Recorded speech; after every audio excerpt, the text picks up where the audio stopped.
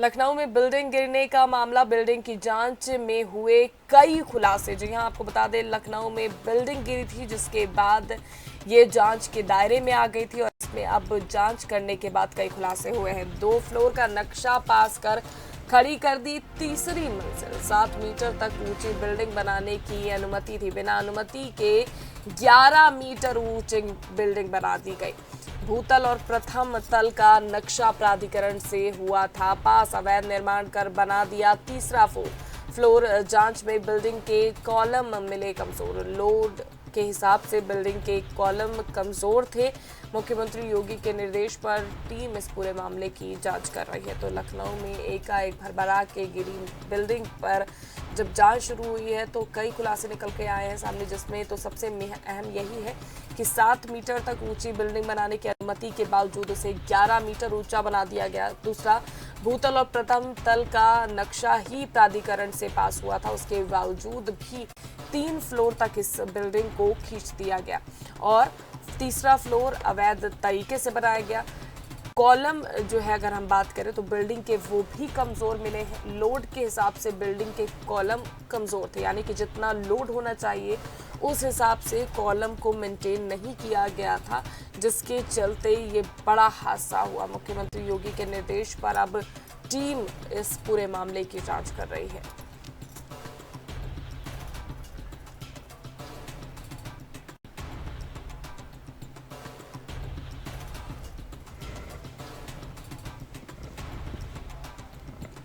वही हमारे साथ इस खबर पर विजय त्रिपाठी, स्टेट हेड, हमारे जुड़ चुके हैं। विजय, देखिए बड़ी बात यहाँ पर यही निकल कर आती है, जिस तरह से अब खुलासे हो रहे हैं इस मामले पर कि कॉलम कमजोर थे या अवैध तरीके से तीसरा मंजिल बना दिया गया। तो ये जब हादसा हो जाता है उसके बाद ये खुलासे होते हैं, पहले नहीं। देखिए, ये उत्तर प्रदेश की परिणति है। यहाँ के अधिकारियों की लापरवाही का एक छोटा सा नमूना है जी। कि जब लोगों की दुर्घटनाओं में मौत हो जाती है तब जब प्रशासन और ऊपर से मुख्यमंत्री जैसे संवेदनशील लोग इस पर सक्रिय होते हैं, उसके बाद अफसर जागते हैं और वो जांच रिपोर्ट निकालते हैं और देखते हैं कि आखिरकार इसमें क्या कमियां थी, और उसके बाद तब जाकर इस तरीके की रिपोर्टें बाहर आती हैं। और लोगों को बड़ा हास्यास्पद लग रहा है कि जब जांच रिपोर्ट में पहले से ही वो बिल्डिंग गड़बड़ थी तो क्या उस पर कार्रवाई नहीं होनी चाहिए थी? अगर कार्रवाई नहीं भी हो सकती थी तो उनके मालिकान को नोटिस भेजकर इसको दुरुस्त कराने के लिए एक अपील की जा सकती थी और उन पर कार्रवाई का भय दिखाकर उसे इस बड़ी दुर्घटना से बचाया जा सकता था, लेकिन ऐसा नहीं हुआ।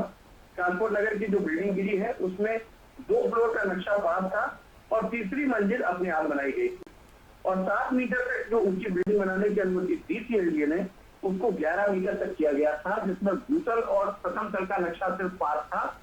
ये अवैध निर्माण सिर्फ 2 फ्लोर के बाद तीसरे फ्लोर का ही था, लेकिन वो स्ट्रक्चरल डिजाइन में गड़बड़ी भी मिली है और घटिया निर्माण की बात भी सामने आई। तो कुल मिलाकर लोड के हिसाब से बिल्डिंग के कॉलम भी कमजोर थे, उनके जो मटेरियल था वो भी घट गया था। तो कुल मिलाकर इस तरीके की जो कार्रवाई है वो पहले अगर होगी तो ज्यादा अच्छी थी, लेकिन मेरा अधिकारियों ने अपने सर से मसला हटाते हुए मालिक पर दोषारोपण करते हुए इस पूरे मामले को आरोपी के पक्ष में ही मर दिया है और खुद को इससे पास करने की कोशिश की। बिल्कुल विजय, लेकिन साथ ही क्या बिल्डिंग गिरने से इस बड़े हादसे के बाद क्या और भी अभी अगर मृत जनों का आंकड़ा जो है वो बड़ा है या जो 8 बताया जा रहा था, और क्या सभी लोगों को सुरक्षित मलबे से बाहर निकाल लिया गया है? जी बिल्कुल, सफाई वहां से हो चुकी है, लगभग सभी लोगों को वहां से निकाला जा चुका है और अब सिर्फ जो जांच एजेंसियां हैं वो और वहां पर मौके पर जो एनडीआरएफ के लोग थे उनके द्वारा लोगों की तस्दीक की जा रही है, कितने लोगों की गणना हुई और फिलहाल जिन लोगों की मौतें हुई हैं अभी संख्या वही 8 ही है और जो क्रिटिकल थे मेडिकल कॉलेज में उनमें से कल की मौत हुई थी, उसकी सूचना दे दी गई थी। तो फिलहाल कुछ लोग अभी भी क्रिटिकल पोजिशन में है जो मेडिकल कॉलेज में है और कई लोग डिस्चार्ज भी किए जा चुके हैं, जिन्हें एक तरीके से कहा जाए तो उन्हें अपने खुद के लिए घर जाने की व्यवस्था करनी थी तो वो खुद भी निकल गए हैं। और अब प्रशासन ये चाह रहा है कि जो कुल 6 रोगी उसमें मेडिकल कॉलेज में एडमिट थे उनमें से एक व्यक्ति की मौत हुई थी और बाकी एक रोगी को उनके आग्रह पर डिस्चार्ज कर दिया गया था। तो कुल मिलाकर 2 रोगियों का उपचार ट्रामा सर्जरी में चल रहा है एक का न्यूरोसर्जरी और एक रोगी का उपचार आईसीयू में चल रहा है। बिल्कुल, बहुत बहुत शुक्रिया विजय हमारे साथ जुड़ने के लिए। तो आपको बता दें एलडीए की तरफ से भी लापरवाही के आरोप लग रहे हैं, क्योंकि 4 साल बाद यानी 2015-16 में बिल्डिंग बनकर तैयार हो गई और इसके बाद एलडीए ने 2020 में कॉम्प्लीशन सर्टिफिकेट भी दे दिया। लोग यहाँ रहने लगे। आशंका है कि 1000 वर्ग मीटर क्षेत्रफल में बनी इस बिल्डिंग के निर्माण में लापरवाही बरती गई है, जिसके बाद आपको बता दें अब इस पूरे मामले की जांच जो है वो विकास प्राधिकरण कार्यालय तक भी पहुंच गई है।